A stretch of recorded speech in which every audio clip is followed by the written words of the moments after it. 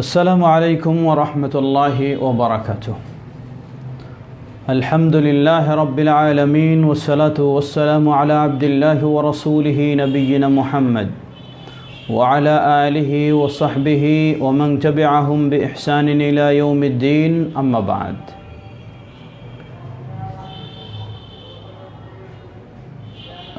সুপ্রিয় দর্শক শ্রোতা, শুরুতে জানাচ্ছি আপনাদের শুভেচ্ছা, রমাদান মুবারকের মুবারকবাদ।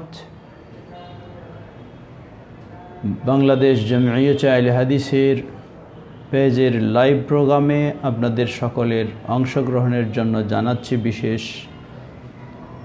মুবারকবাদ, আমন্ত্রণ। আজকে পর্ব 16, আলোচ্য বিষয় শিরক, পরিচয় ও পরিণতি। আলহামদুলিল্লাহ, আমাদের বহু ভাই নির্দিষ্ট সময়ে তারা অপেক্ষায় ছিলেন, আমাদের প্রোগ্রামে যোগদান করেছেন। সেই দুবাই থেকে আমিনুল ইসলাম ভাই এবং আরও এক ভাই, তারা অনেকজনই যোগদান করেছেন। আহলান ওয়া সাহলান ওয়া মারহাবান বিকুম, আপনাদের সকলকে সুস্বাগতম। আজকে যে বিষয়টি নিয়ে আমরা আলোচনা করব, বিষয়টি হচ্ছে শিরক, পরিচয় ও পরিণতি। একটি অত্যন্ত গুরুত্বপূর্ণ বিষয়। তাওহীদের বিষয় যেমন মানুষের জীবনের সবচেয়ে গুরুত্বপূর্ণ বিষয়, এরপরেই বলা যেতে পারে শিরক হলো মানুষের জীবনে দ্বিতীয় পর্যায়ের সবচেয়ে গুরুত্বপূর্ণ বিষয়। কারণ তাওহীদ ছাড়া উপায় নেই, আর শিরক থেকে না বাঁচলে তাওহীদ ঠিক রাখা সম্ভব নয়। এই জন্যই আল্লাহ সুবহানাহু ওয়া তাআলা সকল নবী রাসূলদেরকে প্রথম বিষয় হলো তাওহীদের দাওয়াত দেওয়ার, দ্বিতীয় বিষয় হলো শিরক থেকে বিরত রাখার কর্মসূচি দিয়েছিলেন। আল্লাহ রাব্বুল আলামিন সূরা নাহলে বলেন 36 নম্বর আয়াত, ওয়ালাকাদ বা'আথনা ফি কুল্লি উম্মাতির রাসূলা আন ই'বুদুল্লাহা ওয়াজতানিবুত তাগুত। আমি সকল জাতির কাছে রাসূল প্রেরণ করেছি এই দুটি বিষয় দিয়েই। একটি হলো তারা আহ্বান জানাবে আল্লাহর তাওহীদের প্রতি, অপরটি হলো তারা নিষেধ করবে আল্লাহর সাথে শিরকে লিপ্ত হওয়া থেকে। সুপ্রিয় দর্শক শ্রোতা, আমরা আমাদের স্বল্প সময়ের মধ্য দিয়েই আমরা 4 কিস্তিতে বা 4 পর্বে তাওহীদের আলোচনা শুনেছি। আজকে আমরা সংক্ষিপ্তভাবেই শিরকের আলোচনা শুনব। প্রশ্ন আসতে পারে, শিরক তো আমাকে বর্জন করতে হবে, তাহলে এই বিষয়টি নিয়ে আমার আলোচনা শোনার কি দরকার, জানার কি দরকার, যেটা আমি মানব না, মানতে হবে না? জবাব, কোনো সন্দেহ নেই, আপনার কথা একদিক থেকে ঠিক। যেহেতু এটা আমি পালন করব না, তাহলে কেন এই বিষয়টি আমি জানব? অপর দিক থেকে বলবো, আপনাকে এটা থেকে বাঁচতে হবে, এই জন্যই আপনাকে জানতে হবে। জিনিসটাকে না জানলে আপনি সেটা থেকে বাঁচতে পারবেন না। এজন্য একটি সুপ্রসিদ্ধ হাদিস, প্রসিদ্ধ সাহাবী হুযায়ফা ইবনুল ইয়ামান রাদিয়াল্লাহু তাআলা আনহু, তিনি বলেন, কানান নাস ইয়াসআলুনা আনিল খাইরি ওয়া কুনতু আসআলুহু আনিশ শার। সাহাবায়ে কেরাম নবী সাল্লাল্লাহু আলাইহি সাল্লামকে জিজ্ঞাসা করতেন কোনটা ভালো কাজ, কোনটাতে সওয়াব বেশি, কোনটা আল্লাহর কাছে প্রিয় বেশি। কিন্তু আমার জিনিসটা ছিল ব্যতিক্রম। আমি জিজ্ঞাসা করতাম কোনটা ক্ষতিকারক বেশি, কোনটা অপরাধ বেশি, কোনটা অকল্যাণ বেশি। কেন? মাখাফাতান আন ইউদরিকানি, যাতে আমাকে সেই ক্ষতিকারক বিষয়টা পেয়ে না যায়, আমি সেটাতে লিপ্ত না হয়ে যাই। সুপ্রিয় দর্শক শ্রোতা, তাই শিরকে যেন কখনো আমরা লিপ্ত না হয়ে যাই, শিরকে লিপ্ত হয়ে আমাদের ঈমানটাকে যেন হারিয়ে না ফেলি, এজন্যই শিরক সম্পর্কে আমাদের জানার বোঝার দরকার রয়েছে, যাতে বেঁচে থাকতে পারি। কবি বলছেন, আরাফতু শাররা লা লিশ-শাররি ওয়ালাকিন লিতাওয়াক্কিহ মান লাম ইয়ারিফি শাররা ওয়াকা ফিহি। আমি খারাপটা জেনেছি খারাপের জন্য নয়, খারাপটাকে গ্রহণ করার জন্য নয়। খারাপটাকে আমি জেনেছি খারাপ থেকে বিরত থাকার জন্য। কারণ যে খারাপটা জানবে না, বুঝবে না, সে কোনো না কোনোভাবে খারাপে জড়িয়ে যাবে। নবী সাল্লাল্লাহু আলাইহি ওয়াসাল্লাম তিনিও সতর্ক করেছেন। তিনি বলছেন যে আশ-শিরকু ফি হাযিহিল উম্মাহ আখফা মিন জাবিবিন নামল। এই উম্মার মাঝে শিরকের বিষয়টি হচ্ছে অতি সূক্ষ্ম বিষয়। সেই গভীর রাত্রিতে অন্ধকার ছোট্ট কালো পিপিলিকা যেমন সূক্ষ্ম বিষয়, তার চেয়েও হলো শিরকের বিষয়টি সূক্ষ্ম বিষয়। তাই আমাদেরকে বিষয়টি জানা দরকার, যাতে আমরা কথায়, কাজে, আকীদা, বিশ্বাসে, ইবাদতে সকল প্রকার শিরক থেকে বিরত থাকতে পারি, বাঁচতে পারি। আল্লাহ আমাদের সবাইকে সে তৌফিক দান করুন। সুপ্রিয় দর্শক শ্রোতা, আসুন আমরা জানার চেষ্টা করি শিরক কাকে বলে। আর শিরকু শব্দটি আরবি শব্দ, এখান থেকেই আল ইশরাক অর্থাৎ অংশী স্থাপন করা, অংশীদার বানায় ফেলা, যেটাকে আরেক ভাষায় বলা যায় তাওহীদ হচ্ছে এক করে দেওয়া, বহু থেকে এক বের করে নিয়ে আসা, এক তৈরি করে দেওয়া। আর শিরক হলো একটাকে বহুতে করে ফেলা। তাই তাওহীদকে আমরা বলি একত্ববাদ, আর শিরক হলো তার বিপরীতে বহুত্ববাদ। শিরকের তাওহীদের বিপরীত হলো শিরক, শিরকের বিপরীত হলো তাওহীদ। আপনি যখন তাওহীদ বুঝবেন তাহলে সহজেই শিরক বুঝবেন, আপনি যখন শিরক বুঝবেন তাহলে সহজেই তাওহীদ বুঝবেন। পারিভাষিকভাবে শিরক হলো, এটি বলা হয় মুসাওয়াতু গায়রিল্লাহি বিল্লাহ, মুসাওয়াতু গায়রিল্লাহি বিল্লাহ ফিমা হুয়া মিন খাসাইসিল্লাহ। যেসব বিষয় আল্লাহ সুবহানাহু ওয়া তাআলার জন্য সীমাবদ্ধ, কারোর জন্য প্রযোজ্য হয় না, ওই সব বিষয়ে আল্লাহ সুবহানাহু ওয়া তাআলাকে অন্যের সাথে, ওই সব বিষয়ে আল্লাহ সুবহানাহু ওয়া তাআলাকে অন্যের সাথে অংশী স্থাপন করা, সমপর্যায় মনে করা, সমপর্যায় বানিয়ে ফেলা, এটার নামই হলো শিরক। এটার নামই হচ্ছে শিরক। সুপ্রিয় দর্শক শ্রোতা, উদাহরণস্বরূপ মানুষকে বা কোনো কিছু সৃষ্টি করার একমাত্র মূল ক্ষমতা রাখেন আল্লাহ সুবহানাহু ওয়া তাআলা। কাউকে যদি আপনি কোনো প্রতিমাকে স্রষ্টা হিসেবে কেউ মনে করে, এটি হলো শিরক। উদাহরণস্বরূপ মানুষের ভবিষ্যতের খবর একমাত্র জানেন আল্লাহ সুবহানাহু ওয়া তাআলা। কেউ যদি কাউকে ভবিষ্যতের খবর দাতা হিসাবে বিশ্বাস করে, এটি হবে শিরক। এই ক্ষেত্রে আপনি তাকে আল্লাহ সুবহানাহু ওয়া তাআলার ওই খাস বিষয়ের ক্ষেত্রে সমপর্যায় তৈরি করে ফেলেছেন। অনুরূপভাবে মানুষের জীবনে তার সবচেয়ে গুরুত্বপূর্ণ বিষয় হলো মাথা নত করা, সেজদা দেওয়া। এটার একমাত্র মালিক হলেন আল্লাহ সুবহানাহু ওয়া তাআলা। আপনি যখন এই ক্ষেত্রে বা এই বিষয়টি অন্য কাউকে দিয়ে ফেলবেন, হতে পারে কোনো প্রতিমাকে, কোনো গাছকে, কোনো পাথরকে, কোনো কবরকে, কোনো মাজারকে, কোনো মৃত ব্যক্তিকে, বা কোনো জীবিত পীর বুজুর্গকে, বা আরও কোনো গাউস কুতুবকে, এটি হলো শিরক। আল্লাহ সুবহানাহু ওয়া তাআলা এই ভয়াবহ শিরক থেকে আমাদেরকে রক্ষা করুন। সুপ্রিয় দর্শক শ্রোতা, এই শিরক হয়ে থাকে কথার মাধ্যমে, হয়ে থাকে আকীদা বিশ্বাসের মাধ্যমে, হয়ে থাকে প্রকাশ্য আমলের মাধ্যমে, হয়ে থাকে চিন্তা চেতনার মাধ্যমে। সব দিক থেকেই শিরক হতে পারে। অতএব আমাদেরকে সব বিষয়গুলি সচেতন থাকতে হবে, যেন আমরা সব বিষয়ে শিরক থেকে রক্ষা পেতে পারি। আল্লাহ আমাদের সবাইকে সে তৌফিক দান করুন। সুপ্রিয় দর্শক শ্রোতা, শিরকের কি কোনো প্রকার রয়েছে? জবাব,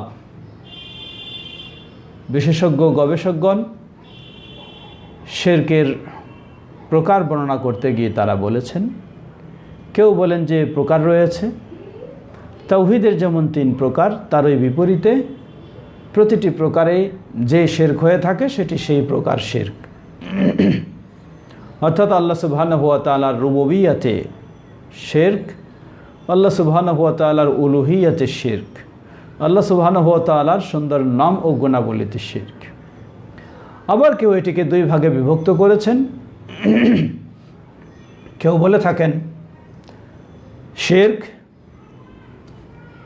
2 প্রকার, একটি হচ্ছে শিরকে আকবার, আরেকটি হলো শিরকে আসগার, বড় শিরক, ছোট শিরক। আমার এক ভাই এর মধ্যেই জিজ্ঞাসা জানিয়েছেন যে রাষ্ট্রীয় শিরক নিয়ে কথা বলেন না কেন? রাষ্ট্রীয় শিরক এটি কোনো শিরকের প্রকার বলতে কিছু নয়। এক শ্রেণীর মানুষ যারা মনে করে ইসলাম মানেই হলো রাষ্ট্র দখল করা ইসলাম, তারাই এই রাষ্ট্রীয় শিরক বলে বের করেছে। নবী সাল্লাল্লাহু আলাইহি ওয়াসাল্লামের যুগেও রাষ্ট্র ছিল, রাষ্ট্রীয় ক্ষমতাও তাকে মক্কার পরিবেশে দেওয়ার প্রস্তাব দেওয়া হয়েছিল, কিন্তু কোরআন সুন্নায় রাষ্ট্রীয় শিরক বলে কোনো শিরক আসেনি। শিরক যেটি শিরকে আকবার, বড় শিরক, এটি যদি রাষ্ট্রের ক্ষেত্রেও হতে পারে, ব্যক্তির ক্ষেত্রেও হতে পারে, সমাজের ক্ষেত্রেও হতে পারে। ছোট শিরক সেটিও রাষ্ট্রের ক্ষেত্রেও হতে পারে, ব্যক্তির ক্ষেত্রেও হতে পারে, সমাজের ক্ষেত্রেও হতে পারে। অতএব আমরা বলবো এগুলি একটি বাহাদুরি এবং বিভ্রান্তি ছাড়া কিছুই নয়। মানুষকে এক শ্রেণীর মানুষ বোঝায় যে এই হলো রাষ্ট্রীয় শিরক, এই হলো ধনীদের শিরক, এই হলো এই শিরক, এই বলে এ সমস্ত বোঝানোর চেষ্টা করে। সুপ্রিয় দর্শক শ্রোতা, আমরা বলতে চাই যে এই ধরনের একটি চিন্তা, এটি একটি সম্পূর্ণ বলবো বাড়াবাড়ি চিন্তা ছাড়া কিছুই নয়। শিরক 2 প্রকার আমরা বলছিলাম। কেউ বলে থাকেন শিরক 2 প্রকার, একটি হলো শিরকে আকবার, আরেকটি শিরকে আসগার। একটি বড় শিরক, আরেকটি হচ্ছে ছোট শিরক। বড় শিরক হলো সেই শিরক যেই শিরক আল্লাহ সুবহানাহু ওয়া তাআলার স্পষ্ট যেগুলি ইবাদত, এগুলিকে অথবা আল্লাহ সুবহানাহু ওয়া তাআলার স্পষ্ট বিশেষ বৈশিষ্ট্য, সেগুলিকে আল্লাহর সাথে অন্য কাউকে অথবা আল্লাহকে বাদ দিয়ে অন্য কাউকে সেগুলি সম্পাদন করাকে শিরকে আকবার, বড় শিরক বলা হয়। যেমন উদাহরণস্বরূপ, দিন মেনে চলবেন আল্লাহর, তা না মেনে মানুষের তৈরি করা দিন মেনে চলবেন, এটি শিরক আকবার, বড় শিরক। ইবাদত করবেন, সেজদা দেবেন আল্লাহর জন্য, তা না দিয়ে কোনো ব্যক্তি বস্তুর কাছে সেজদা দেবেন, এটি বড় শিরক। ঠিক অনুরূপভাবে বৈশিষ্ট্য বা গুণাবলীর দিক থেকে আল্লাহ সুবহানাহু ওয়া তাআলা একমাত্র গায়েবের মালিক, আপনি অন্য কাউকে গায়েবের মালিক বলেও বানাবেন, এটি শিরকে আকবার।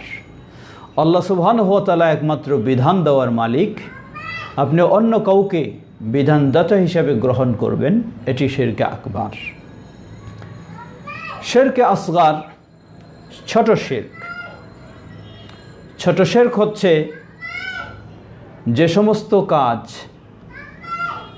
পুরাপুরি শিরকে আকবার নয়, কিন্তু শিরকে আকবারের পর্যায়ে পৌঁছিয়ে দেয়, সেগুলি হচ্ছে শিরকে আসগার। যেমন আপনি ইবাদত করছেন আল্লাহর জন্য, কিন্তু এই ইবাদতটা যখন অন্যের জন্য করবেন, সেটি শিরকে আসগার আকবার হয়ে যাবে।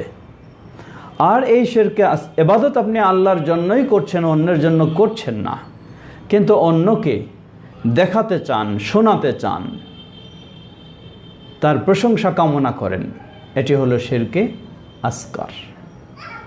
অনুরূপভাবে আরও কিছু কাজ রয়েছে, যেমন তাবিজ কবজ ব্যবহার করা, সেটি শিরকে আসগার। গায়রুল্লাহর নামে কসম খাওয়া, এটি কখনো শিরকে আকবারও হয়ে যাবে, কখনো শিরকে আসগার, ছোট শিরক। তাই 2 ভাগ করা হয়, বড় শিরক আর ছোট শিরক। কেউ 3 ভাগ করে থাকেন, একটি হলো বড় শিরকে আকবার, আরেকটি শিরকে আসগার, ছোট শিরক। আরেকটি শিরকে খফি, অপ্রকাশ্য শিরক বা গুপ্ত শিরক। অপ্রকাশ্য শিরক, গুপ্ত শিরক মূলত এটাকে আমরা আলাদা কোনো ভাগে বিভক্ত করব না। বড় শিরকের মধ্যেও প্রকাশ্য রয়েছে, অপ্রকাশ্য রয়েছে। ছোট শিরকের মধ্যেও প্রকাশ্য রয়েছে, অপ্রকাশ্য রয়েছে। যেমন বড় শিরকের মধ্যে প্রকাশ্য হলো কেউ প্রকাশ্যে যদি গায়রুল্লাহর কাছে মাথা নত করে, সেটি বড় শিরক, প্রকাশ্য। বড় শিরক গোপনীয়, আপনি আল্লাহ সুবহানাহু ওয়া তাআলাকে যেভাবে ভয় করা দরকার, তার উপর যেভাবে ভরসা করা দরকার আন্তরিকভাবে, আপনি আরেকজনের উপরে সেইভাবে আন্তরিকভাবে ভরসা করেন এবং ভয় করেন। এটি হলো বড় শিরক, কিন্তু অপ্রকাশ্য, গোপন, খফি। ঠিক তেমনইভাবে ছোট শিরকের মধ্যেও প্রকাশ্য অপ্রকাশ্য দুটোই রয়েছে। সুপ্রিয় দর্শক শ্রোতা, আমরা যেন সকল প্রকার শিরক থেকে বিরত থাকতে পারি, আল্লাহ আমাদের সেই তৌফিক দান করুন। আসুন এখন শিরক এর আরেকটি দিক হচ্ছে কি কারণে মানুষ শিরকে লিপ্ত হয়ে যায়। মানুষ শিরকে লিপ্ত হয়ে যায়, এর নানাবিধ কারণ রয়েছে। তার মাঝে একটি গুরুত্বপূর্ণ কারণ হলো প্রকৃতপক্ষে তাওহীদের জ্ঞান এবং অনুশীলন না থাকার কারণে মানুষ শিরকে লিপ্ত হয়ে যায়। তাওহীদের জ্ঞান যখন মানুষের থাকবে না, অনুশীলন থাকবে না, তখনই মানুষ শিরকে লিপ্ত হয়ে যায়। দ্বিতীয়, শিরকে লিপ্ত হওয়ার অপর কারণ সীমালঙ্ঘন করা। বিশেষ করে নেককার ব্যক্তি, যারা সৎ ব্যক্তি, ঈমানদার ব্যক্তি, তাদের বিষয়ে সীমালঙ্ঘন করার মাধ্যমে শিরকে লিপ্ত হয়ে যায় মানুষ।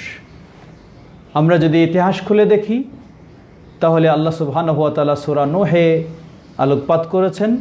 সহিহুল বুখারীর হাদিসে এসেছে, নূহ আলাইহিস সালাতু ওয়াস সালাম এর পরবর্তী থেকেই মূলত প্রতিমা পূজা শুরু হয়। এই প্রতিমা পূজা কিভাবে হয়? নূহ আলাইহিস সালাতু ওয়াস সালামের কওমে, যুগে, তার বংশধরে যে সমস্ত নেককার সৎ ব্যক্তি ছিলেন, তারা যখন মারা গেলেন, পরবর্তী প্রজন্ম তাদের সম্পর্কে যারা জ্ঞান কম রাখে, তাদের কাছে ইবলিস এসে বলা শুরু করলো যে তোমরা ওই সব ব্যক্তিদের প্রতি শ্রদ্ধা প্রদর্শন করছো না, সম্মান করছো না, এটা কেমন কথা? বলে কেমনে করতে হবে? ইবলিস তাদেরকে পরামর্শ দিল যে তা হলো, তারা যে সমস্ত জায়গায় বসতেন, তাদের বৈঠক ঘর যেখানে ছিল বা চেম্বার যেটা ছিল, তোমরা সে জায়গায় তাদের একটা ছবি বা মূর্তি তৈরি করে রাখো। এটি তাদেরকে সম্মান স্মৃতিতে রাখার জন্য। তারা তাই করলো, আর বেশি কিছু তাদেরকে বলেনি।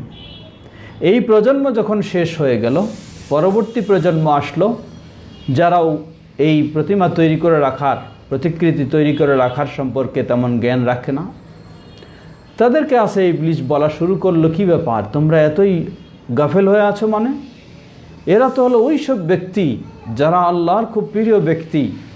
আল্লাহর কাছে যেতে হলে এদের কাছে ধর্ণা দিতে হবে, আল্লাহর কাছে যেতে হলে এদের কাছে গিয়ে সেজদা দিতে হবে, এদের কাছে গিয়ে নজর নেওয়াজ করতে হবে। লা হাওলা ওয়ালা কুওয়াতা ইল্লা বিল্লাহ। এভাবেই যখন বলে আল্লাহর কাছে যেতে হলে এদের কাছেই নজর নেওয়াজ করতে হবে,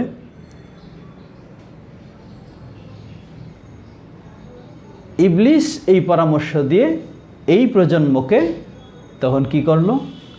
ওই ভালো মানুষ, সৎ মানুষ, যারা নেককার মানুষ ছিল, তাদের মূর্তি বানিয়ে, প্রতিকৃতি বানিয়ে সেখানে গিয়ে পূজা শুরু করে দিল। এভাবেই শুরু হলো পরবর্তী কওমে প্রতিমা পূজা, মূর্তি পূজা। সুপ্রিয় দর্শক শ্রোতা, এই নেককার ব্যক্তিদেরকে কেন্দ্র করে বাড়াবাড়ি করাটা, এটি হচ্ছে শিরক এর একটি দ্বার উন্মুক্ত করে দেয়, পথ খুলে দেয়।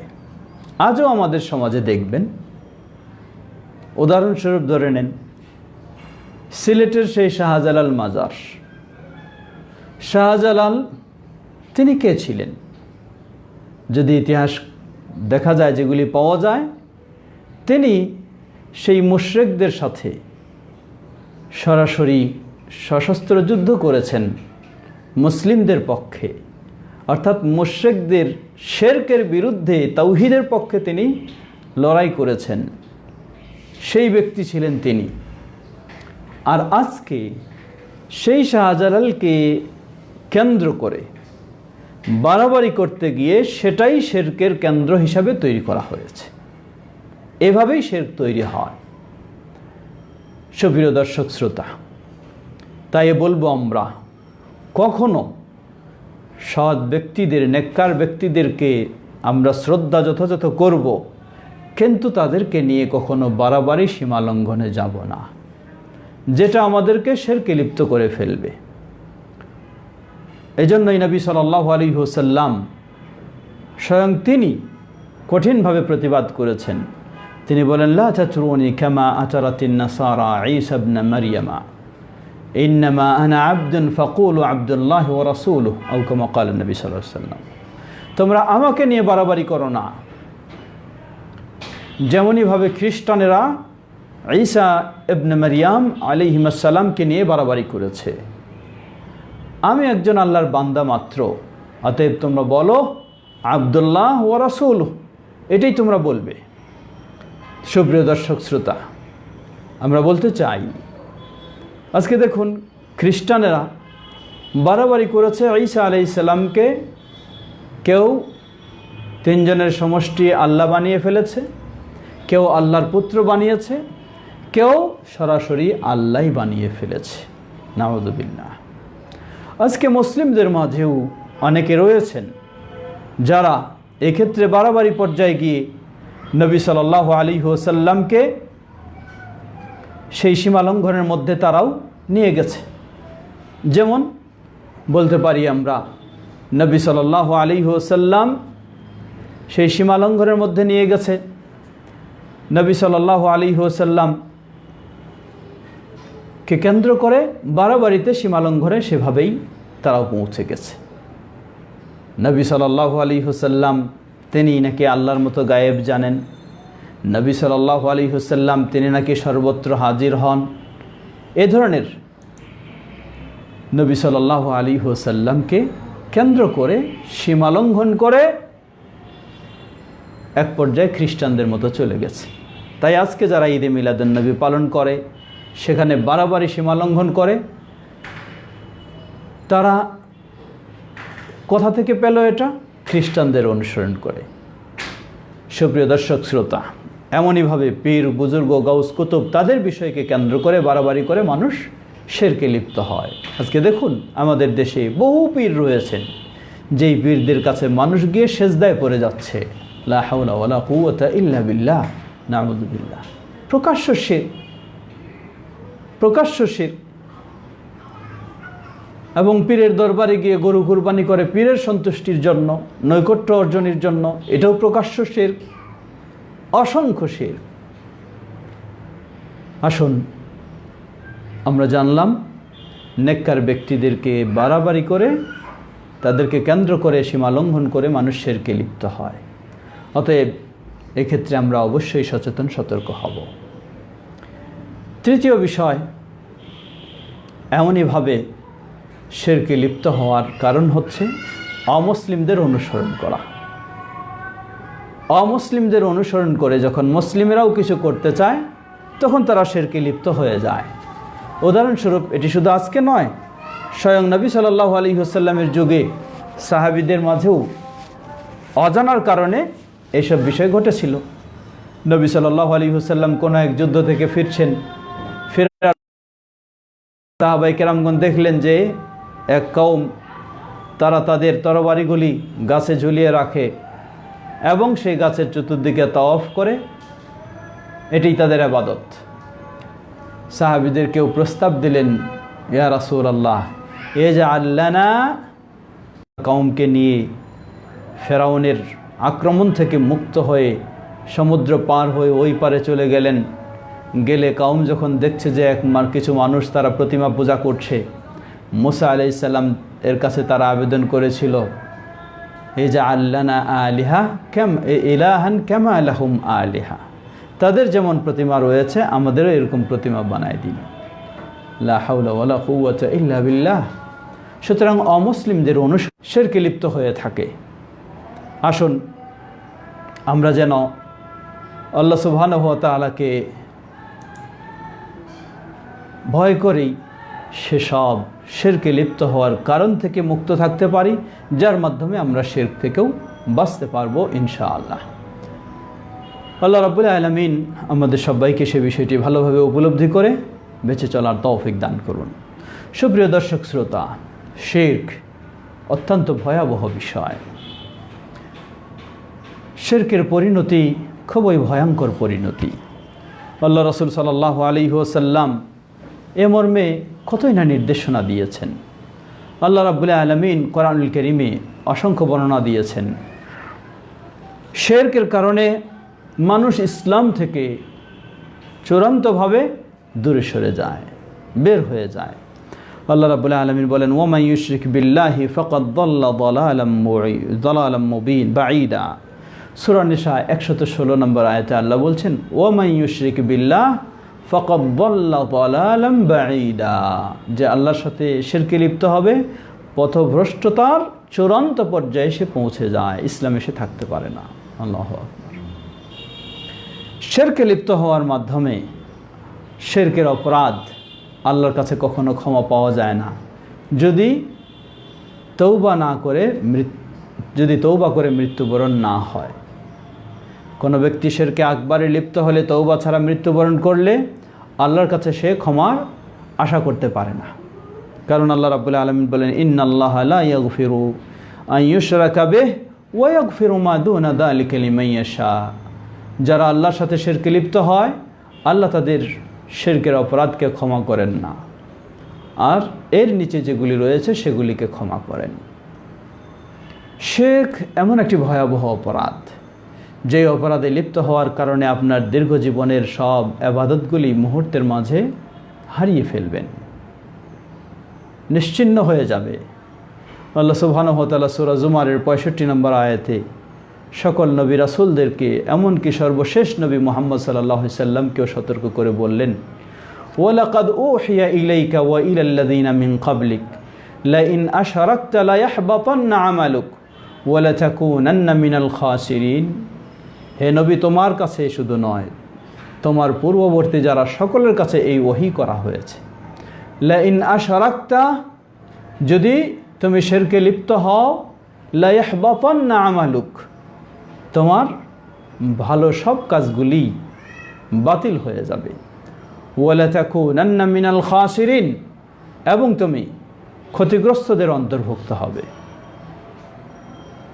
আল্লাহু আকবার। এই জন্যই অনেক সময় বলতে হয়, আমরা বলি যে একজন মানুষ দীর্ঘ 50, 60, 70 বছর ধরে ইবাদত করেছেন, মুহূর্তের মাঝে সেই দীর্ঘ জীবনের সব কর্মকে আপনি ধ্বংস করে ফেলবেন। উদাহরণস্বরূপ যেমন বলা হয়, দীর্ঘদিন ধরে অসংখ্য মানুষ পরিশ্রম করে 100 তলা বিশিষ্ট একটি ভবন নির্মাণ করল, কিন্তু এই 100 তলা বিশিষ্ট ভবন নির্মাণ করতে কয়েক বছর লাগতে পারে, ভাঙতে কি কয়েক বছর লাগবে? তা লাগবে না। একটা শক্তিশালী বোমা যদি বিস্ফোরণ ঘটানো হয়, গোটা ভবন মুহূর্তের মাঝে শেষ। এই শিরক হলো এটি একটি শক্তিশালী বোমা। মানুষের দীর্ঘ জীবনের লালিত পালিত ঈমান আমল সবগুলি মুহূর্তের মাঝে শেষ হয়ে যায়। এই জন্যই আল্লাহ সুবহানাহু ওয়া তাআলা বলেন, ওয়ালাউ আশরাকু লাহাবিতা আনহুম মা কানু ইয়ামালুন। সূরা আনআম 88 নম্বর আয়াতে বলেন আল্লাহ, ওয়ালাউ আশরাকু লাহাবিতা আনহুম মা কানু ইয়ামালুন। যদি শিরকে লিপ্ত হয়, অতীত জীবনে যা কিছু আমল করেছে ভালো সবগুলি বাতিল, নষ্ট হয়ে যায়। লা হাওলা ওয়ালা কুওয়াতা ইল্লা বিল্লাহ। শিরকের কারণে জান্নাত হারাম হয়ে যায়। যেই জান্নাতের আশায় রমাদানের সিয়াম কিয়াম, কত জীবনের কষ্ট শিকার, 5 ওয়াক্ত সালাত, আরও কিছু, সব আপনার বাতিল হয়ে যাবে, সব আপনার জান্নাত হারাম হয়ে যাবে এই শিরকে লিপ্ত হওয়ার কারণে। আল্লাহ সুবহানাহু ওয়া তাআলা সূরা মায়েদা 72 নম্বর আয়াতে বলেন, ইন্নাহু মান ইউশরিক বিল্লাহ ফাকাদ হারামাল্লাহু আলাইহিল জান্নাহ ওয়া মাওয়াহুন নার ওয়া মা লিয-যালিমিন মিন আনসার। ইন্নাহু মান ইউশরিক বিল্লাহ, যে আল্লাহর সাথে শিরকে লিপ্ত হয়, ফাকাদ হারামাল্লাহু আলাইহিল জান্নাহ, আল্লাহ তার জন্য জান্নাতকে হারাম করে দিবেন। তাওবা ছাড়া যদি তার মৃত্যু হয়, তার জন্য জান্নাত চিরস্থায়ীভাবে হারাম। শুধু জান্নাত হারাম নয়, তাহলে স্থান কোথায়? জাহান্নাম। ওয়া মাওয়াহুন নার, তার জন্য জাহান্নাম অপরিহার্য। লা হাওলা ওয়ালা কুওয়াতা ইল্লা বিল্লাহ। শিরকে লিপ্ত হওয়ার কারণে পৃথিবীর বুকে সবচেয়ে বড় জুলম, অন্যায় লিপ্ত হয়ে যায়। লোকমান হাকিম তার স্নেহের বৎসকে উপদেশ দিতে গিয়ে বললেন, ইয়া বুনাইয়া লা তুশরিক বিল্লাহ ইন্নাশ শিরকা লাযুলমুন আযীম। হে প্রিয় বৎস, তুমি আল্লাহর সাথে শিরকে লিপ্ত হয়ো না।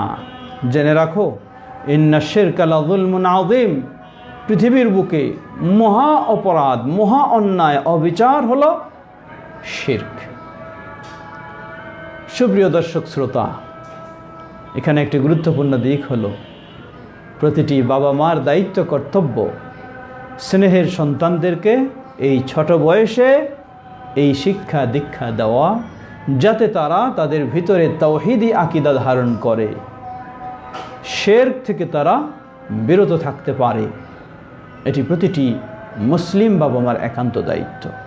এই জন্য আমরা অনেক সময় পরামর্শ দেই, সূরা লোকমান এর 13 থেকে 18 নম্বর এই আয়াতগুলি একটু পড়ে দেখবেন। দেখে সেই অনুযায়ী যদি আপনার সন্তানদেরকে, স্নেহের সন্তানদেরকে দিতে পারেন, উপদেশ গড়ে তুলতে পারেন, তাহলে আপনি সফল বাবা, সফল মা। আপনি সার্থক। আপনার ছেলে মেয়ের জন্য কোটি কোটি, হাজার কোটি টাকার সম্পদ যদি দিয়ে যান, কিন্তু সে যদি শিরকে লিপ্ত হয়ে আখিরাতটা তার জাহান্নাম নিশ্চিত হয়ে যায়, আল্লাহু আকবার, আপনি ব্যর্থ বাবা, কিছুই করতে পারেননি। পক্ষান্তরে দুনিয়ার জীবন কোনোভাবে চললেও সে যদি শিরক মুক্ত হয়ে তাওহীদের উপরে থাকতে পারে, আখিরাত জান্নাত তার নিশ্চিত হয়, সত্যিই আপনি সৌভাগ্যবান। আপনার সন্তানদের জন্য চিরসুখী জান্নাতকে, আপনি চিরসুখীর স্থান জান্নাতকে নিশ্চিত করতে পেরেছেন। আমরা যেন আমাদের স্নেহের কলিজার টুকরা শিশু সন্তানদেরকে সেভাবেই গড়ে তুলতে পারি। আল্লাহ আমাদের সবাইকে তৌফিক দান করুন, আমাদের সন্তানদেরকেও আল্লাহ সেভাবে কবুল করে নিন। সুপ্রিয় দর্শক শ্রোতা, ঠিক এমনইভাবে শিরকে লিপ্ত হওয়ার মাধ্যমে পৃথিবীর বুকে সবচেয়ে জঘন্যতম ও বড় অপরাধ হচ্ছে এই শিরক। নবী সাল্লাল্লাহু আলাইহি ওয়াসাল্লামকে সাহাবী আব্দুল্লাহ ইবনে মাসউদ রাদিয়াল্লাহু আনহু জিজ্ঞাসা করলেন, আইয়ু যামবি আকবার, কোন গুনাহটি সবচেয়ে বড়? অন্য বর্ণনায় এসেছে আকবারুল কাবায়ের। নবী সাল্লাল্লাহু আলাইহি ওয়াসাল্লাম বললেন, আন তাজআলা লিল্লাহি নিদ্দান ওয়া হুয়া খালাকাক, রাওয়াহু আল বুখারী। যে আল্লাহ তোমাকে সৃষ্টি করেছেন, সেই আল্লাহর সাথে যখন তুমি কাউকে সমকক্ষ তৈরি করে নেবে, এটি হচ্ছে পৃথিবীর বুকে সবচেয়ে বড় জঘন্যতম অপরাধ। সুপ্রিয় দর্শক শ্রোতা, আমরা যেন এই ভয়াবহ অপরাধ থেকে রক্ষা পেতে পারি, আল্লাহ আমাদের সবাইকে সে তৌফিক দান করুন। কথা দীর্ঘ করার সুযোগ নেই। আসুন আকীদাগত দিক দিয়ে, ইবাদতের দিক দিয়ে, কথার দিক দিয়ে, চিন্তার দিক দিয়ে, কাজের দিক দিয়ে, রাষ্ট্রে হোক আর সমাজে হোক আর বাড়িতে হোক আর ব্যক্তিতে হোক আর ইবাদতে হোক, সর্বক্ষেত্রে যেন সকল প্রকার শিরক থেকে আমরা মুক্ত হতে পারি। আল্লাহ আমাদের সবাইকে সে তৌফিক দান করুন। কথা অনেক দীর্ঘ বলা প্রয়োজন হয় শিরকের আলোচনায়, সেদিকে আর আমরা যেতে পারছি না। সময় যেহেতু আমাদের কাছাকাছি, আমরা এখানেই শিরকের বিষয়ে আলোচনা শেষ করতে চাচ্ছি। আমরা গত দিনের কিছু জিজ্ঞাসা রয়েছে সেগুলি, এবং সুযোগ হলে পরে আজকের জিজ্ঞাসাও আমরা যেতে পারি। এ পর্যায়ে আমরা গতকালকের যে জিজ্ঞাসাগুলি ছিল সেগুলি আমরা আপনাদের সামনে জবাব দেওয়ার চেষ্টা করছি। সকলকে আবারও জানাচ্ছি যে এই হলো সেই ভয়াবহ শিরক। আহলুল হাদিসদের বৈশিষ্ট্য এখানেই, আহলুল হাদিসেরা তারা সর্বদাই চেষ্টা করে সকল প্রকার শিরক থেকে বাঁচতে, মানুষকে বাঁচাতে, তাওহীদের উপর প্রতিষ্ঠিত হতে সাধ্যপক্ষে তারা চেষ্টা করে। এটি হলো আহলুল হাদিসদের বৈশিষ্ট্য। অন্যদের বৈশিষ্ট্য পাবেন না, বরং অন্যদের বৈশিষ্ট্য পাবেন শিরকের দিকে মানুষকে ডাকে। গোটা বাংলার বুকে, গোটা ভারত মহাদেশে খোঁজ নিয়ে দেখুন, ভারত উপমহাদেশে মাজারের দিকে কোনো আহলে হাদিস ডাকে না, ডাকে অন্য ভাইয়েরাই। বেদাতের দিকে আহলুল হাদিসেরা ডাকে না, কেউ হয়তো না বুঝে করতে পারে, কিন্তু তারা ডাকে না। শিরকের দিকে ডাকে না, বরং তারা বাধা দেয়, বিরত রাখার চেষ্টা করে। এটি হলো আহলুল হাদিসদের বৈশিষ্ট্য, আপনাকে জানতে হবে। আসুন আমরা যেন সে বিষয়গুলি ভালোভাবে উপলব্ধি করে আমরা আমাদের জীবনটাকে সেভাবে গড়তে পারি। আল্লাহ আমাদের সবাইকে সে তৌফিক দান করুন। আমাদের প্রশ্ন এসেছে, আমাদের এক ভাই প্রশ্ন করেছিলেন, আমি একটি হাদিস পেয়েছি যে সালাতে প্রত্যেক ভুলের জন্য পৃথক পৃথক সিজদা দেওয়ার কথা, এর ব্যাখ্যা বুঝিয়ে দিলে উপকৃত হতাম। সালাতের জন্য প্রত্যেক ভুলে পৃথক পৃথক সিজদা দেওয়া, এই মর্মে যে হাদিস, সেই হাদিসটি আবু দাউদের এবং ইবনে মাজার, কিন্তু হাদিসটি যঈফ, সহিহ নয়। তাই আমরা বলেছিলাম যে সালাতে যদি যে ভুলগুলির কারণে সিজদা দিতে হয় একাধিক ঘটে গেলেও 100 সিজদাই যথেষ্ট হবে, আল্লাহু আ'লাম। আরেক ভাই প্রশ্ন করেছেন, তানভীর হায়দার ভাই, যে জামাতে সর্বশেষ কাতারে শেষে একজন মুক্তাদি থাকলে কি করণীয়? একজনই সালাত পড়বে নাকি একজনকে তার সাথে নিয়ে সালাত আদায় করবে? জবাব, যদি কাতারে পিছনের দিকে একাকী হয়ে যায়, হাদিসে স্পষ্টভাবে আল্লাহ রাসূল সাল্লাল্লাহু আলাইহি ওয়াসাল্লাম একাকী হওয়াকে নিষেধ করেছেন, তাই একাকী হয়ে দাঁড়ানো যাবে না। তাহলে কি করবে? সামনে থেকে একজনকে টেনে নিয়ে আসবে। সামনে থেকে একজনকে টেনে নিয়ে আসার যে হাদিস একটি পাওয়া যায়, সম্ভবত বাইহাকির হাদিস, সে হাদিসটিও দুর্বল, তাই সেই কাজটিও করা ঠিক হবে না। তাহলে কি করবে? চেষ্টা করবে ভিতরে কোথাও প্রবেশ করার সুযোগ হয় কি না। যদি হয় আলহামদুলিল্লাহ, যদি তা না হয় তাহলে অপেক্ষা করবে, আরেকজন আসবে তাকে নিয়ে দাঁড়াবে, এজন্য অপেক্ষা করবে। এমন যদি হয়ে যায় আরেকজন আসছে না আর সালাত শেষের দিকে, তাহলে শেষ পর্যায়ে নিরুপায় হয়ে একাই দাঁড়াতে পারবে, প্রাথমিক পর্যায়ে একাই দাঁড়াবে না। ওয়াল্লাহু তাআলা আ'লাম। আরেক ভাই প্রশ্ন করেছেন, সাগর রিজবি, যে হাত তুলে অনেকে সালাম দেয়, এটা কি সুন্নাহসম্মত? জবাব, সালাম দেওয়ার নিয়ম হাত তুলে দিতে হবে এটা নিয়ম নয়, এটা সুন্নাহসম্মত নয়। কিন্তু কখনো যদি কেউ দূরে থাকে, সেই দূরে থাকলে মুখ দিয়েই সালাম দেবে, তাকে শুধু হাত দিয়ে ইশারা করে বোঝাবে যে আমি সালাম দিলাম। সব সময় হাত দিয়ে ইশারা করে সালাম দেওয়ার নিয়ম নয়। এটা হলো তখন এই ইশারাটা যখন দূরে থাকার কারণে বুঝতে না পারলে ইশারা করবে। যেমন একটি হাদিসে এসেছে, হাদিসটি সহিহ, নবী সাল্লাল্লাহু আলাইহি ওয়াসাল্লাম কতক মানুষের পাশ দিয়ে বা মহিলার পাশ দিয়ে যাচ্ছিলেন, দূর থেকে তিনি হাত দিয়ে ইশারা করে জানালেন যে তিনি তাদেরকে সালাম দিলেন।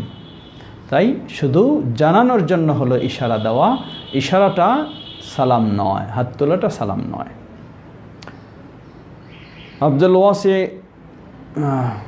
আব্দুস সামি তিনি প্রশ্ন করেছেন, মানুষের প্রতি মানুষের হক কি কি আছে?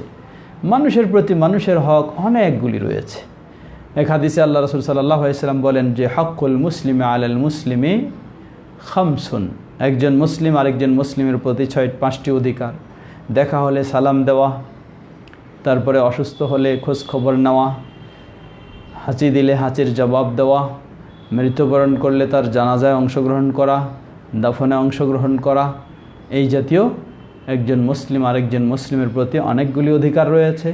এছাড়াও আত্মীয়তার অধিকার রয়েছে, প্রতিবেশীর অধিকার রয়েছে, সন্তান পুত্রের অধিকার রয়েছে, বা বাবা মায়ের অধিকার রয়েছে, বহুদিক অধিকার রয়েছে, স্বামী স্ত্রীর অধিকার রয়েছে, বহু অধিকার রয়েছে। আরেকভাবে প্রশ্ন করেছেন জাহাঙ্গীর আলম, ওয়ালাইকুম আসসালাম রহমতুল্লাহ বারাকাতু। অজু করার পর মুখের ভিতর ঠান্ডা থাকে, তখন নামাজে দাঁড়ালে যে থুথু আসে তা পেটে গেলে কি রোজা নষ্ট হবে? জবাব না। অজু করার পর যখন কুলি করে ফেলেছেন, ভালোভাবে পানিটাকে বের করে ফেলেছেন, এরপরে যদি থুথু এসে থাকে তাহলে সেটি ভিতরেই গিলে ফেললে, বাইর না করে গিলে ফেললে কোনো অসুবিধা নেই। আরাবুল ইসলাম ভাই প্রশ্ন করেছেন, আমার পিতা সিয়াম রাখতে অক্ষম, এখন সম্পূর্ণ রমাদানের সিয়ামের ফিদিয়া কিভাবে আদায় করব। যদি তিনি স্থায়ীভাবে অক্ষম হয়ে থাকেন তাহলে প্রতিদিনের বিনিময়ে একজন দরিদ্র মানুষকে খাওয়াতে হবে। হতে পারে আপনি একদিনেই 30 জন মানুষকে নিয়ে খাওয়াই দিতে পারেন, তাহলে 30 দিনের জন্য হয়ে যাবে। অথবা খাদ্য দিতে পারেন, খাদ্য হলো প্রতিদিনের বিনিময়ে অর্ধশা করে, অর্ধশা মানে 100 কেজি করে চাল দেবেন। এটা একজনকেও দিতে পারেন, 2 জনকেও দিতে পারেন, 10 জনকেও দিতে পারেন, আল্লাহু আ'লাম। আমাদের এক বোন প্রশ্ন করেছেন সালেহা খাতুন, যে সোনার দাম না রূপার দামে জাকাত দিতে হবে? বর্তমানে সোনা এবং রূপার দামের নিসাবের অনেক পার্থক্য রয়েছে। প্রশ্নটির উদ্দেশ্য হচ্ছে যে নগদ ক্যাশ বা ব্যবসায়ী সম্পদের নিসাব, এটি হচ্ছে স্বর্ণ 7.5 ভরি অথবা 52 ভরি রূপের সমপরিমাণ হলে। প্রশ্ন হলো, রাসূল সাল্লাল্লাহু আলাইহি ওয়াসাল্লামের যুগে 7.5 ভরি স্বর্ণ আর 52 ভরি রৌপ্য প্রায় সমমূল্যের ছিল, কিন্তু বর্তমান বাজারে বিশাল পার্থক্য হয়ে গেছে। তাহলে কোনটি গণ্য করব? জবাব, আমরা বলবো যেহেতু দুটির যে কোনো একটি করলেই হয়, তাহলে যে কোনো একটি করলেই করতে পারেন, এটি প্রথম কথা। দ্বিতীয় কথা, আরও যদি বেশি জানতে চান তাহলে আমরা বলবো যেই সমাজের দরিদ্রের সংখ্যা বেশি সেই সমাজের নিম্ন সংখ্যাটা ধরাই উত্তম, অর্থাৎ রৌপ্যের সংখ্যাটাই, পরিমাণটা ধরাই উত্তম, দরিদ্র সংখ্যা বেশি হলে, যাতে তারা বেশি জাকাত পায়। আল্লাহু আ'লাম।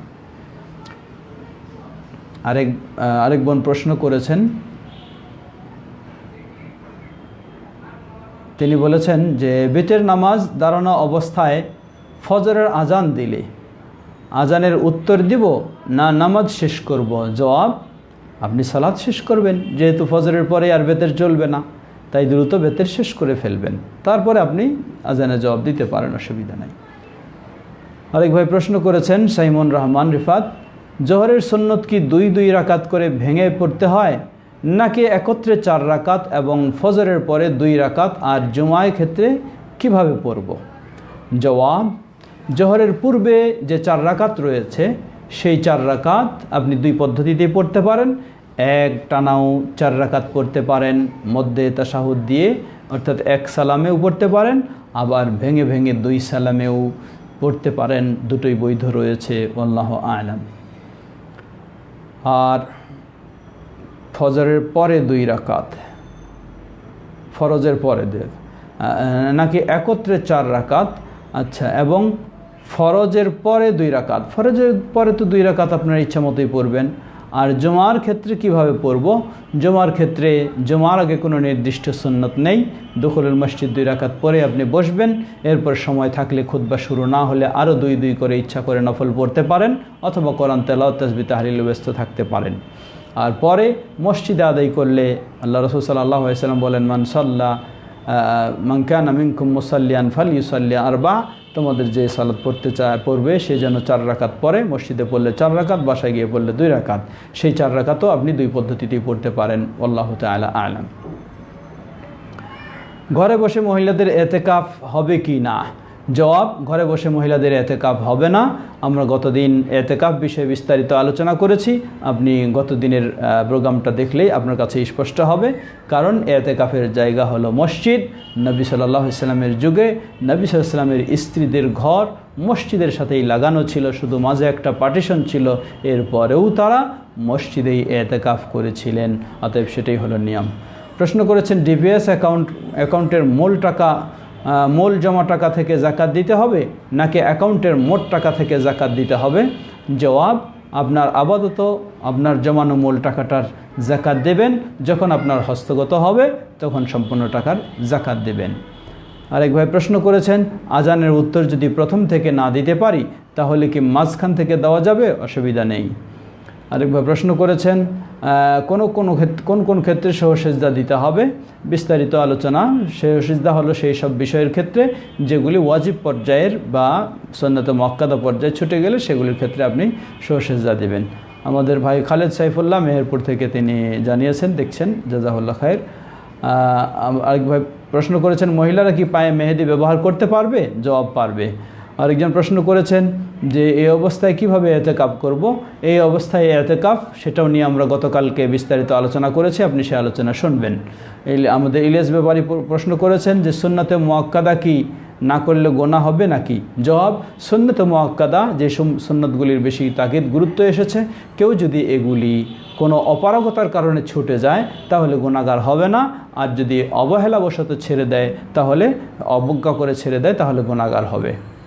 ইসলামের সহিহ আকীদা প্রশ্ন করেছে সেখান থেকে, এতেকাফে বসলে নাকি দুটি কবুল হজ ও উমরার সওয়াব পাওয়া যায়? আমরা গতকালকে আলোচনা করেছি, এই কথা ঠিক নয়। সর্বশেষ প্রশ্ন, বুলুগুল মারামে একটি হাদিস পড়েছি যেহেতু সালাতের প্রতি পৃথক ভুলের জন্য আমরা জবাব দিয়েছি। শেষ প্রশ্ন গতকালকের, আসসালামু আলাইকুম রহমতুল্লাহ। প্রবাসী জহির ভাই প্রশ্ন করেছেন বর্তমান যুগের বড় আলেমের নাম কি?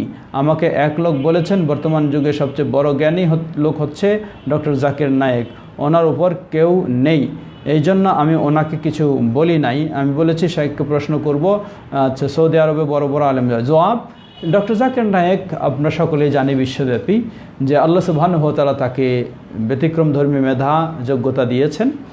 তিনি বিশেষ করে ধর্মের তুলনামূলক যে জ্ঞান বিভিন্ন ধর্মের সাথে, সেগুলির ক্ষেত্রে আমার জানা মতে বলতেই হয় বিশ্বের মধ্যে উল্লেখযোগ্য প্রসিদ্ধ ব্যক্তিদের মধ্যে তিনি প্রধান হতে পারেন, যে তুলনামূলক জ্ঞান বিভিন্ন ধর্মের সাথে। আর ইসলামী শরিয়ার জ্ঞান সবচেয়ে বেশি। সৌদি আরবে তো বিশাল বড় বড় আলেমগণ রয়েছেন যেগুলির কোনো তুলনাই হয় না বলতে পারি আমরা, তারা অবশ্যই ইসলামী জ্ঞানে বেশি জ্ঞানী। আল্লাহু তাআলা আ'লাম। আজকে আমরা আর দীর্ঘ না করে এখানে শেষ করতে চাচ্ছি। এতক্ষণ যাবৎ যে বিষয়গুলি আমরা শুনলাম সেগুলি যেন ভালোভাবে উপকৃত হয়ে আমাদের জীবনে কাজে লাগাতে পারি। আল্লাহ আমাদের সবাইকে সে তৌফিক দান করুন। আল্লাহ আমাদের সকলকে হেফাজত করুন, সকলকে নিরাপদে রাখুন। বাংলাদেশ জমিয়তে আহলে হাদিসের এই লাইভ পেজে এবং লাইভ প্রোগ্রামে অংশগ্রহণ করার জন্য সবাইকে মোবারকবাদ জানাচ্ছি। বাংলাদেশ জমিয়তে আহলে হাদিস আপনাদের সকলকে আহ্বান জানায় তাওহীদ ও সুন্নাহর এবং শিরক বিদআত প্রতিরোধের, তাওহীদ সুন্নাহ আমলে ও শিরক বিদআত প্রতিরোধের এই দাওয়াতি কাজে আমরা যেন পরস্পরের সহযোগিতায় এগিয়ে আসতে পারি। আল্লাহ আমাদের সবাইকে সে তৌফিক দান করুন। আমিন। ওয়া আখিরু দাওয়ানা আলহামদুলিল্লাহি রাব্বিল আলামিন। আবার আগামীকালকে দেখা হবে ইনশাআল্লাহ। সুবহানাকা আল্লাহুম্মা ওয়া বিহামদিকা আশহাদু আল্লা ইলাহা ইল্লা আনতা আস্তাগফিরুকা ওয়া আতুবু ইলাইক। ওয়াসসালামু আলাইকুম ওয়া রাহমাতুল্লাহি ওয়া বারাকাতুহু।